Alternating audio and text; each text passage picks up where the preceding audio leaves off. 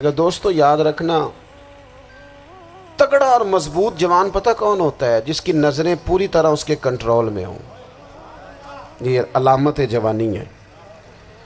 جس آدمی کا پوری طرح، دو لوگ دنیا میں کبھی کوئی کارنامہ سر انجام نہیں دے سکتے، ایک جو حرام کھاتا ہو، ایک جس کی نظر ناپاک ہو۔ محمد بن قاسم جب یہاں آئے تھے نا، تو ایک دن بڑے پریشان تھے، تو ایک بزرگ کہنے لگے آپ کیوں پریشان ہیں؟ کہنے لگے راجہ دہر سے مقابلہ ہے اور ہماری فوج تو سندھ کے رستے بھی نہیں جانتی، زبان بھی نہیں جانتی، لڑیں گے کیسے؟ دو چار دن کے بعد ان بزرگوں کی دوبارہ محمد بن قاسم سے ملاقات ہوئی تو بڑے خوش تھے۔ کہا اب آپ کیوں خوش ہیں؟ کہنے لگے وہ میرا مقابلہ نہیں کر سکتا، میں نے تحقیق کر لی ہے۔ کہا کیوں؟ کہنے لگے نظر کا گندہ ہے، اور جو نظر کے گندے ہوتے ہیں وہ میدانوں میں ٹھہرا نہیں کرتے۔ میدان کے لیے نکلنے کے لیے پاک جوانی کی ضرورت ہوتی، تطہیر مزاج ہونا ضروری ہوتا ہے، پاکیزہ افکار اور سچی اور سچی ستھری سوچوں کا ہونا ضروری ہوتا ہے۔ اس لیے فرمایا کہ میرا مقابلہ نہیں کر سکتا۔ حضرت عبداللہ ابن حذافہ کمرے میں تھے، تو وزیر کی بیٹی اندر سجی سنوری پہنچ گئی۔ جیسے ہی آپ نے اس کفر کی چال کو دیکھا تو تیمم کر کے نفل شروع کیے۔ وہ ساری رات بیٹھی رہی، رب کا بندہ ساری رات عبادت کرتا رہا۔ عبادت بڑا سہارا ہے، مصلی بڑا سہارا ہے اللہ کے بندوں۔ صبح دروازہ کھولا، وزیر نے اپنی بچی سے پوچھنا چاہتا تھا رزلٹ کیا نکلا، تو وہ کہنے لگی پیچھے ہٹ جا، اب تیرا میرا تعلق کوئی نہیں، میں نے نبی پاک کا کلمہ پڑھ لیا۔ اس نے کہا میں نے بھی زمانہ دیکھا ہے، پر یہ کیا لوگ ہیں، کستوری کے بنے ہوئے، سندل سے دھلے ہوئے، کہ میں ساری رات کمرے میں رہی اور 100 اور 1000 آدمی جس جوان کا مقابلہ نہ کر سکے، اتنا طاقتور جوان کمرے میں رہا اور اسے نظر اٹھا کے نہ دیکھا۔ او کچا رنگ للاری والا جڑا چڑھدا تے لیندا رہندا ہے، اے عشق تیرے دا رنگ محمد چڑھیا پھر نہیں لیندا۔ میں کہا ایک دفعہ نظر اٹھا کے نہیں دیکھا، کمال ہو گئی۔ اتنے بڑے لوگ، اتنی بڑی سعادت مندی، فیروز بختی، معاملہ فہمی حد ہو گئی۔ اللہ اکبر۔ دوستو بادشاہ جب پوری طرح ہار گیا نا، اس نے کہا مار دو۔ تیل گرم کیا ایک کڑاہی میں، اور جب آپ کو اس میں ڈالنے لگے تو آپ کی آنکھوں میں آنسو آ گئے۔ بادشاہ کا خیال ہوا شاید نرم ہو گئے ہیں، کہنے لگا روئے کیوں؟ فرمانے لگے سوچتا ہوں جان ہی ایک ہے، کتنا مزہ ہے اس کی راہ میں جان دینے کا، کتنی لذت ہے اس کے نام پر مرنے میں، کتنا لطف ہے۔ جے تو چڑھیا اتے دار بھی نہیں، تے جے تو وکیا عشق بازار بھی نہیں، تے ایڈا سستا سودا پیار بھی نہیں، تے ایڈا سستا لبدا یار بھی نہیں۔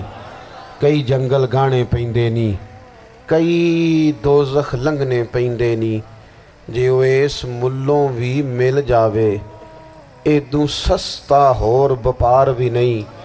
تے کچھ سمجھ نہ آوے لوکاں نوں وہ کادے نال شہید کرے، ڈٹھی یار دے ہاتھ تلوار بھی نہیں، پر او دا خالی جاندہ وار بھی نہیں۔ کہنے لگے ایک جان ہے نا، تو دل کرتا ہے ہزاروں ہوتی تو ایک ایک کر کے محبوب کے نام پہ قربان کرتا، جب میرے پاس ہے ہی ایک، کروں کیا؟ حضرت عبداللہ ابن حذافہ رضی اللہ تعالیٰ عنہ جب روئے اور بادشاہ نے یہ بات سنی، تو بادشاہ اٹھ کے کھڑا ہو گیا، سارے وزیروں مشیروں کو کہنے لگا تم نے کہا تھا نا بندہ ضائع کرنے والا نہیں، یہ بھی ضائع کرنے والا نہیں۔ کہنے لگا میرا ماتھا چومو، تم جیسے لوگوں کو قتل نہیں کرنا چاہیے، آزاد کرنا چاہیے۔ عزیز اپنی زندگی سے نا یہ بہت زیادہ ہرس، ہوس، طمع، اور یہ کسی بات کی بھی ہو، ہرس صرف پیسوں کی نہیں ہوتی ہے، شہرت کی بھی ہوتی ہے، یہ بیماری انسان کو اقتدار کی بھی ہوتی ہے، تعریف کی بھی بیماری ہوتی ہے، یہ سارے نقص ہوتے ہیں لوگوں کو، اور معاذ اللہ بعض جبوں کبوں کے اندر بھی ہوتے ہیں، وہاں بھی پنپتے ہیں۔ اپنی زندگی جب تک اس سادگی میں نہیں لاؤ گے جو رسول پاک نے عطا فرمائی ہے، جب لوگ آسانیوں میں پوری طرح الجھ گئے تو پھر وہ دور ہوئے اور کفر چڑھ گیا۔ دوسری بات، اللہ کے محبوب صلی اللہ تعالی علیہ وسلم کی محبت ہم سے تقاضا کرتی ہے کہ ہم اس مشن کے لیے کام کریں جس مشن کے لیے رسول پاک نے کام فرمایا ہے۔ ہم سارے کام بڑے مضبوطی سے، سوچ سمجھ کے، تدبر سے، حکمت سے، تقاضوں کو مد نظر رکھتے ہوئے کرتے ہیں سارے کام۔ دین کے کام میں ہمارا مزاج نہیں ہوتا، او ہو جائے گا جی، آپ بسم اللہ پڑھیں جی، شروع کریں جی۔ آپ تقاضوں کو سمجھیں، چیزوں کو دبائیں نہیں، چیزوں پر غور کریں۔ کسی کے ذہن کی سطح پر سوال ابھرتا ہے، اس کا تسلی بخش جواب دیں۔ اپنی زندگی میں دین کے کام کے لیے اپنے آپ کو وقف کریں، اور دین کے کام کے بہت سارے پہلو ہیں۔ ہزاروں لوگوں کو قرآن پاک ٹھیک پڑھنا نہیں آتا، ہزارہا لوگ ہیں جو قرآن مجید کے مطالب سے آگاہ نہیں ہیں، دین کی بنیادی ضروریات سے لوگ نابلد ہیں۔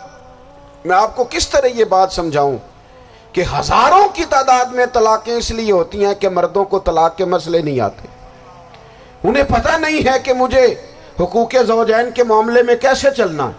ڈھیر سارے گھروں میں تباہی اس لیے ہے کہ تربیت اولاد کا دینی منہج ہمیں نہیں پتا۔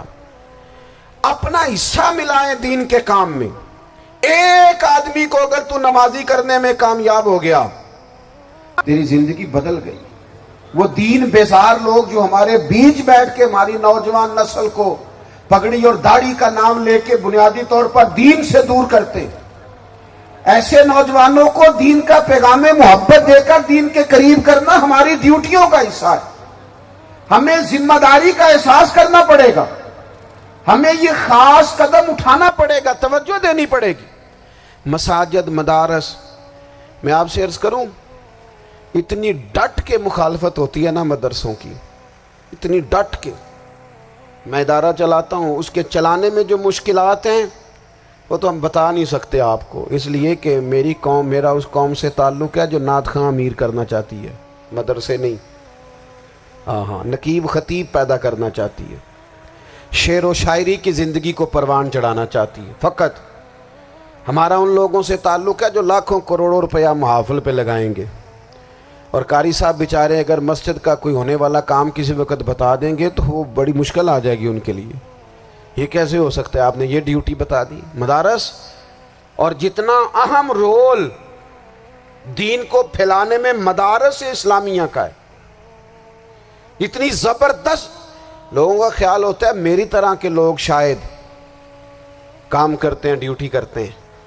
یہ 10-15 لوگ آپ کو نظر آتے ہیں جو آپ کو کہیں میڈیا پر یا ادھر ادھر ڈیوٹی کرتے، مخلص لوگ اپنی جگہ پہ، وہ بھی بڑا ہی کام کر رہے ہیں، جو میڈیا پہ آ کے بھی اخلاص سے اور درد دل سے کو دین کی، ان کی بھی کسی بات کی حوصلہ شکنی نہیں۔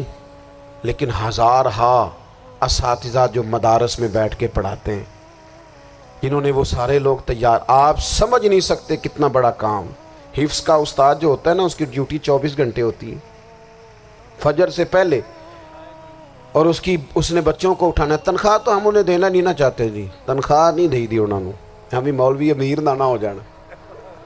مولوی نو تے سوٹ بھی 27ویں والی رات دے ہے تاکہ کدھر سوان کے عید والے دن پا نہ لوے، چونکہ 27ویں تو بات تے درزی پھڑتا ہی کوئی نہیں، کیوں حضرت؟ ایسے ہی ہے نا، اس وقت تو نہیں نہ لیتا۔ تو ہم چاہتے ہیں مولوی ہماری مرضی کے ہماری طرح کا سوٹ نہ پہن لے۔ مدارس کی مضبوطی، آپ یہ دیکھ لیں، یہ صلاح الدین ایوبی کا تعلق بھلا کس چیز سے تھا؟